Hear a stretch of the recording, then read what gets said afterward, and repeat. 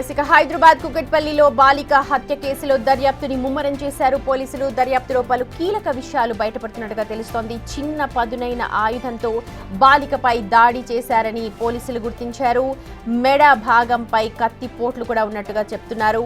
5 టీంలు ఈ కేసుకు సంబంధించి దర్యాప్తు చేస్తూ ఉన్నాయి.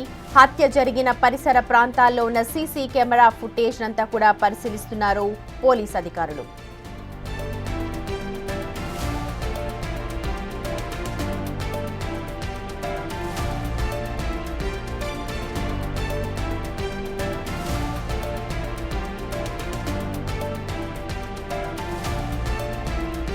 కుకట్పల్లిలో నిన్న తల్లిదండ్రులు ఎవరూ లేని సమయంలో మైనర్ బాలిక చనిపోయింది. అయితే గుర్తు తెలియని దుండగులు ఆమెపై దాడి చేసి చంపేశారు. ఘటన సంబంధించిన వివరాలు తెలిసిన వెంటనే క్లూస్ టీం పోలీసులు అక్కడికి చేరుకున్నారు. నిన్న అక్కడ జరిగిన పరిసర ప్రాంతాలన్నింటినీ కూడా పరిశీలించారు పోలీసులు. ప్రస్తుతం ఆ కేసు దర్యాప్తునే ముమ్మరం చేశారు. దాదాపు 5 టీంలు ప్రస్తుతం ఆ బాలికని ఎవరు చంపారు అన్న దానిపైన దర్యాప్తు జరుపుతూ ఉన్నారు. సమీపంలో ఉన్న సీసీ ఫుటేజ్ అంతా కూడా పరిశీలిస్తూ ఉన్నారు.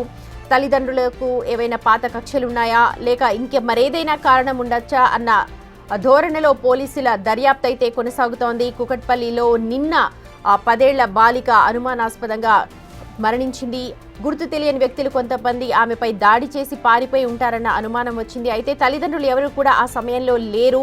వచ్చిన తర్వాత వాళ్ళతో కూడా మాట్లాడారు పోలీసు ఉన్నతాధికారులు. వాళ్ళకి ఏమైనా కక్షలు ఉన్నాయా, అసలు ఏ నేపథ్యంలో ఈ ఘటన జరిగింది అన్న దానిపైన దర్యాప్తు చేస్తూ ఉన్నారు.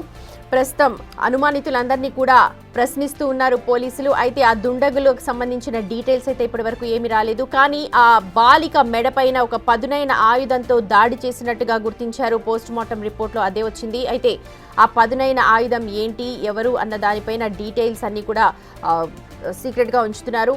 ఆ దుండగులు ఎటువైపు వెళ్ళి ఉంటారు, అసలు ఎవరు అన్న దానిపైన కూడా పోలీసులు దాదాపు 5 బృందాలుగా విడిపోయి దర్యాప్తుని చేపడుతూ ఉన్నారు.